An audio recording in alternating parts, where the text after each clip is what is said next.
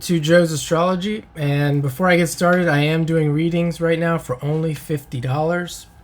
Contact me if you're interested in that.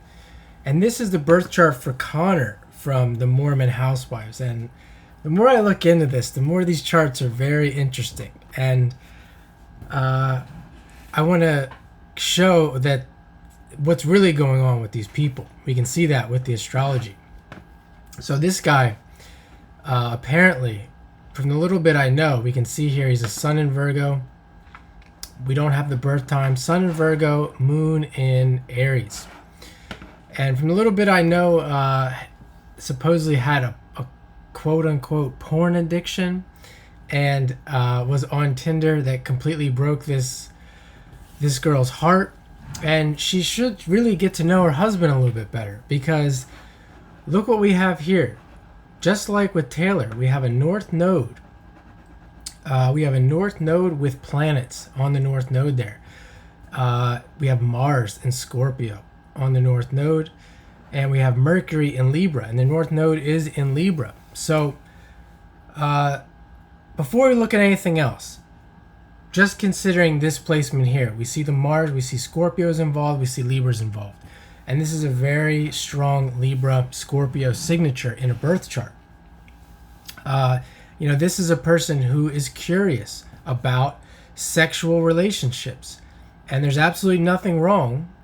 This is a blanket statement. This is not my opinion. There's absolutely nothing wrong with watching nude people have sex. Absolutely nothing wrong with it. It's not an addiction. I mean, it can turn into an addiction, but just by itself is not an addiction. And we see here the idea of Tinder with the Libra here, just curious about meeting other women, at the very least getting to know other women, and someone who, thinking about this show, coming from this religious background, is more likely than not going to have these issues, especially when the birth chart looks like this. We also see that the sun is with Venus. This sun Venus here is definitely going to have that Libra feel to it, where a person would want to just have more community, be around more people, and understand the dynamics of all this in the life. And someone, I don't know the whole story, but just assuming that they got married, they probably got married young. We're talking about people in their late teens, early 20s, really never had a chance to explore this. They were kind of, as most of us are, were dropped off here into a situation the first 30 years of our life, trying to navigate and understand all these things.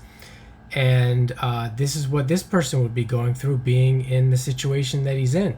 Not really knowing himself, getting to know himself, and these things here, as I described, start to become apparent in the life. Now we see the South Node also has the Moon in Aries in the South Node, and just like Taylor had the Mars in Aries, now he has this Moon South Node in Aries, and this would be a person that's going to act on these impulses more often than not, because there's a lot of people that don't have certain alignments in their chart that have thoughts and feelings but never actually act on them. This would be a person with these signatures here that would act on them.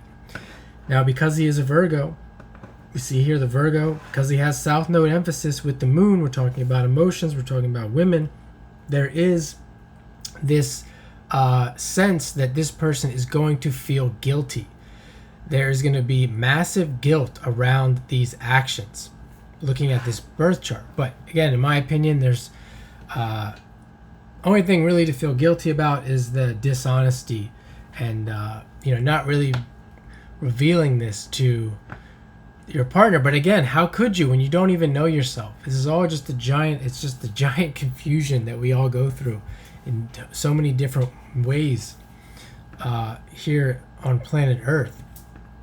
And there's just going to be a lot of guilt. We see the South Node is making Virgo in conjunct to that the 150 degree aspect to that Sun and Moon, which is really showing more Virgo. And we can also see there is a square to the nodes as well with this Uranus Neptune here. And it's really showing that, this guy, we look at this Uranus and Neptune, and we see this idea of being different, this idea of maybe dreaming. Neptune just having these dreamy desires that are being redone here with the retrograde, really going to come to surface in this life. And really points to this North Node where he's headed, resolving all this. What does all this mean? What's the truth? What's the truth? Because he does have Jupiter in Sagittarius. He does have Jupiter there conjunct Pluto in Sagittarius. So what's the truth of all? Will this be maybe a person that's really trying to discover the truth of all this so that they can resolve these desires? However, this does show this idea of going back and forth. He's having, even if he is having to deal with coming to terms with these desires, he doesn't want to hurt South Node Moon. Doesn't want to hurt. Obviously doesn't want to hurt this other person who is a very important part of his life. And if she doesn't understand all this, if she is stuck, which stay tuned, I'm going to get into her chart, because I'm going to get into probably all these people's charts, because to have all of these people come together on a show and have this much, have these very similar signatures in their birth chart, to me is very interesting.